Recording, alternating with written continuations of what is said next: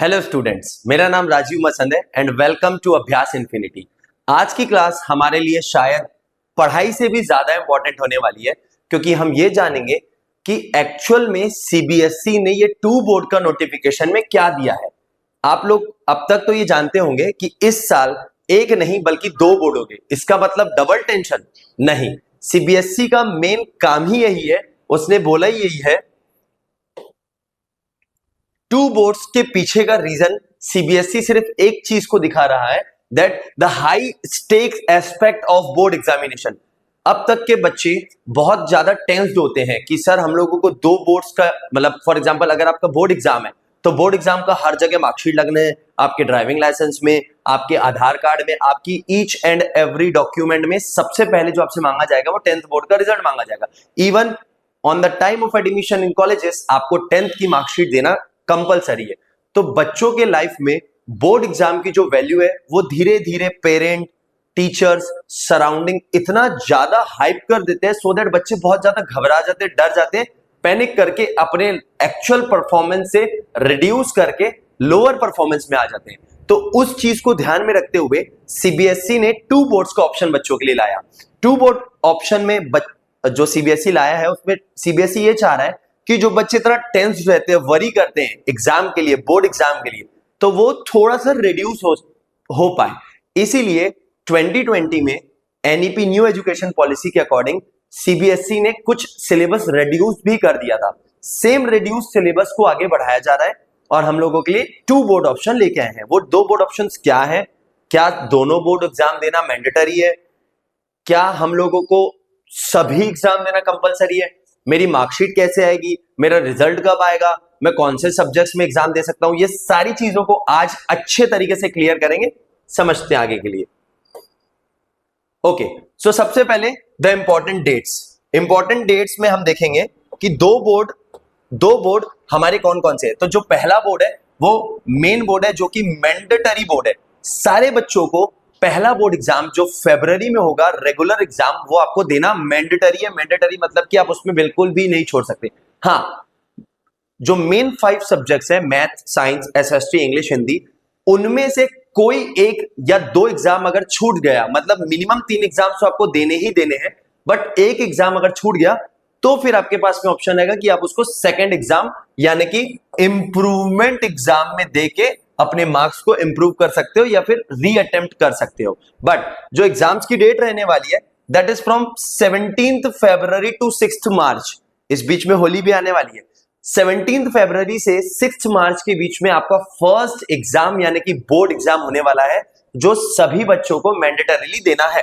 बात करेंगे रिजल्ट की, तो जो रिजल्ट आएगा वो रहेगा 20th अप्रैल को।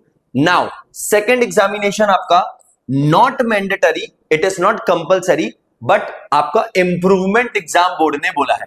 इंप्रूवमेंट एग्जाम क्या है? एक ऐसा एग्जामिनेशन जो after declaration of first exam result 5th में से स्टार्ट होगा और 21st में तक जाएगा, जिसका रिजल्ट आपको मिलेगा 30th जून को। 2 एग्जाम, फॉर एग्जाम्पल मैंने मैथ का एग्जाम 1 अपीयर किया और मैंने मैथ का एग्जाम 2 अपीयर किया। बेस्ट आउट ऑफ 2 जो भी एग्जाम में मेरे हाईएस्ट मार्क्स रहेंगे वो मार्क्स मेरी फाइनल मार्कशीट में जुड़ के आएगा। तो बेस्ट आउट ऑफ 2 मेरी फाइनल मार्कशीट में मार्क्स जुड़ करके आएगा। आगे बढ़ते हैं।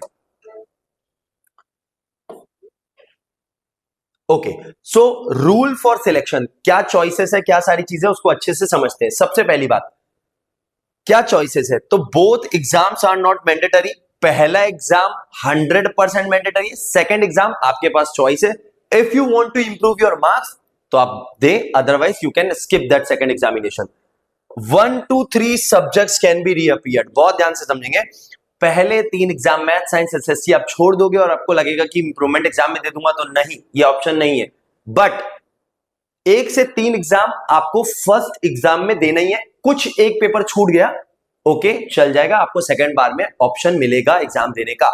बट पहले के 3 एग्जाम मिनिमम 3 आपको पेपर देना ही देना है, ये मैंडेटरी है। आगे की बात करते हैं, एलओसी की बात करते हैं। What is LOC? एलओसी होता है लिस्ट ऑफ कैंडिडेट जो आपके स्कूल या आपकी इंस्टीट्यूशन बोर्ड्स को भेजती है ताकि ये सारे बच्चे इस बार एग्जाम में अपीयर करेंगे। In total there are approximately 24 lakh student 10th boards के जो इस बार बोर्ड एग्जाम में बैठने जाएंगे, तो वो 24 लाख का लिस्ट स्कूल पहले ही भेज देता है। September is the last date, सितंबर या अक्टूबर के पहले पहले स्कूल आपकी लिस्ट भेज देगी। अभी ही आपको चूज करना पड़ेगा। चूज क्या करेंगे, ध्यान से समझते हैं। फीस क्या रहेगी, एलओसी क्या है, समझाते हैं। सबसे पहला पॉइंट, सिलेक्शन फॉर 1 और 2 एग्जाम। मेरा रिक्वेस्ट है सारे बच्चों से, आपको दोनों एग्जाम को अभी सिलेक्ट करना है मैंडेटरी, कि मैं फर्स्ट एग्जाम भी दूंगा और इंप्रूवमेंट एग्जाम भी दूंगा। क्यों? क्योंकि जो फीस रहेगी वो नॉन रिफंडेबल है, और फीस जो रहेगी वो दोनों एग्जाम के लिए ही लेगा सीबीएसई। चाहे आप एक एग्जाम दो, चाहे आप 2 एग्जाम दो, दोनों एग्जाम की फीस आपसे सीबीएसई लेगा। तो मेरा सजेशन है कि आप उसको सिलेक्ट करके जरूर रखें।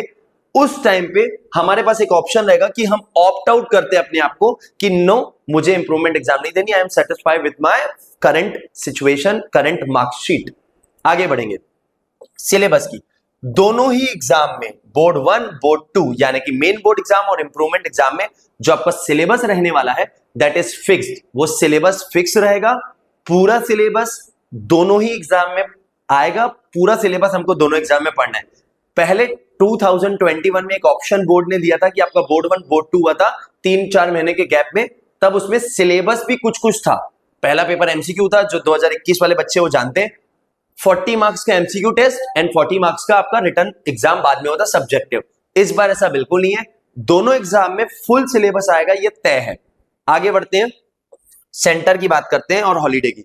तो सेंटर, एक बार जो सेंटर आपको असाइन हो गया मेन बोर्ड में, सेकंड टाइम इंप्रूवमेंट में भी आपका सेंटर नहीं बदला जाएगा, सेम सेंटर रहेगा। हाँ, 5 डेट आपके फिक्स है, 3 डेट आपके फिक्स है जो फर्स्ट 3 सब्जेक्ट्स है, जैसे कि मैथ, साइंस, एसएसटी।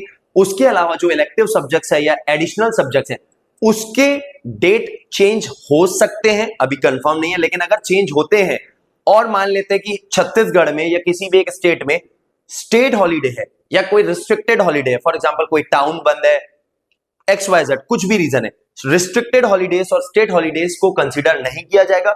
सिर्फ नेशनल हॉलीडे के दिन में ही आपका बोर्ड का एग्जाम कंडक्ट नहीं करेंगे, बाकी किसी भी दिन कंडक्ट कर सकते हैं। ये पॉइंट में आपको वो समझाया गया। बात करेंगे आगे।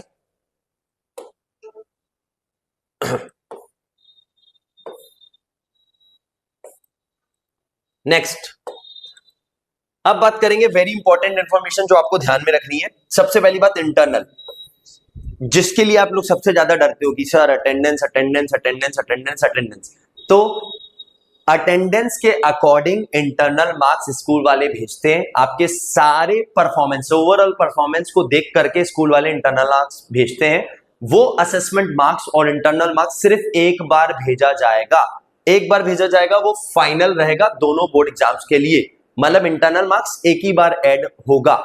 इंटरनल मार्क्स के लिए आपको जो चीजें ध्यान रखनी है, आपका attendance obviously first priority, second your school test, your school examination, pre board आपका बिहेवियर, आपका वाइवा, आपकी एक्सटर्नल इंटरनल बहुत सारी चीजें इन्वॉल्व होती है, you already know that. Second बात करेंगे मार्कशीट की। अब फर्स्ट एग्जाम के बाद, मेन बोर्ड के बाद में आपको आपकी प्रिंटेड मार्कशीट नहीं मिलेगी। फर्स्ट एग्जाम का रिजल्ट यानी मेन बोर्ड एग्जाम का रिजल्ट आपको डिजी लॉकर ऐप में मिलेगा। उसमें आपको मार्क्स दिखा दिए जाएंगे कि आपको इतने इतने मार्क्स मिले हैं। उस मार्क्स के हिसाब से 20 अप्रैल के बाद आप डिसाइड करोगे कि मुझे सेकंड इंप्रूवमेंट एग्जाम में रीअपियर होना है या नहीं होना है। फॉर एग्जांपल, अगर अपियर होना है तो आप 2 बोर्ड का तो ऑलरेडी पैसा दे चुके हो, आप ऑलरेडी सिलेक्ट कर चुके हो, जैसा मैंने सजेस्ट किया। उस समय आपको बस बताना है कि मैं ये एग्जाम्स वापस से अपियर करूंगा। अदरवाइज जो बच्चे सेटिस्फाइड है उनको अपने आप को ऑप्ट आउट करना है कि ना, मुझे सेकंड एग्जामिनेशन नहीं अपियर करना है। तो जब आप ऑप्ट आउट करेंगे तो आपको वो एग्जाम नहीं देना पड़ेगा। जो फाइनल प्रिंटेड मार्कशीट जो आपको स्कूल प्रोवाइड करता है, जिसको मैं फाइनल रिजल्ट बोलूं, वो आफ्टर इंप्रूवमेंट एग्जाम के रिजल्ट के बाद ही मिलेगी। फाइनल मार्कशीट आपको हार्ड कॉपी या फिर सॉफ्ट कॉपी जो अपलोड होती है, वो फाइनल एग्जाम यानी कि सेकंड बोर्ड के बाद 30 जून के आसपास टेंटेटिवली आपके पास में आती है।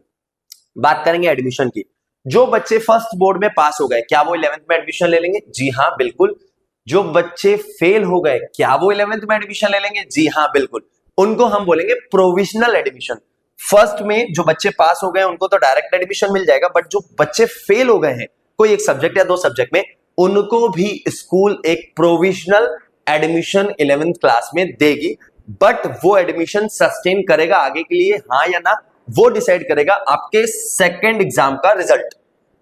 अगर आपने इंप्रूवमेंट एग्जाम में, फर्स्ट एग्जाम में जिसमें भी फॉर एग्जांपल कोई फेल हो गया है, सेकंड एग्जाम में वो आप तब देख पाओगे, अगर आप पास होगे तो ही आपको आगे स्कूल अलाउ करेगा, otherwise you have to reappear next time in next exam, मतलब कि अगले साल, क्योंकि कोई सप्लीमेंट्री ऑप्शन अवेलेबल नहीं है।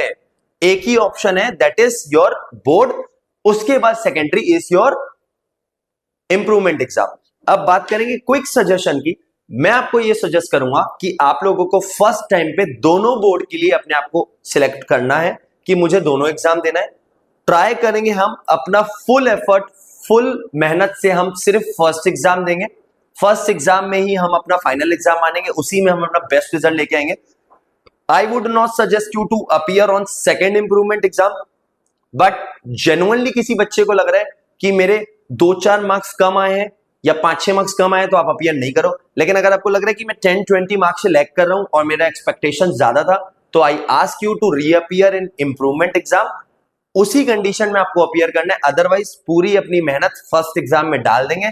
इतनी मेहनत करेंगे कि फर्स्ट एग्जाम ही हमारा फाइनल रिजल्ट दे दे। आगे की बात करेंगे, सॉरी, ओके, सो आज की क्लास में इतना ही। आई होप आप लोगों को 2 बोर्ड्स का थोड़ा बहुत दिमाग में चले गया होगा कि क्या ऑप्शंस हैं, क्या चॉइसेस हैं, कैसे अपीयर करना है, क्या फॉर्म रहेगा, स्कूल कैसे हेल्प करेगा, ये सारी चीजें आज तक की क्लास में हमने समझा। नेक्स्ट क्लास में हम ये जानेंगे कि बोर्ड्स के अलावा सीबीएसई ने जो सिलेबस निकाला है, वो सिलेबस में कौन से चैप्टर का कितना वेटेज है, कौन से टाइप के क्वेश्चन दिखेंगे। कई बार ऐसा होता है, हमको पता होता है कि सिर्फ एपी, हाइट एंड डिस्टेंस और कोऑर्डिनेट ज्योमेट्री से हम लोग को केस बेस आएगा, बट बच्चे क्या करते हैं, सारे चैप्टर्स का केस बेस बनाते हैं। तो स्मार्ट स्टडीज करनी है, लॉन्ग वे में नहीं जाना है, वो सारी बातें करेंगे नेक्स्ट क्लास में। तब तक के लिए जुड़े रहिए, आगे बढ़ते रहिए। Thank you.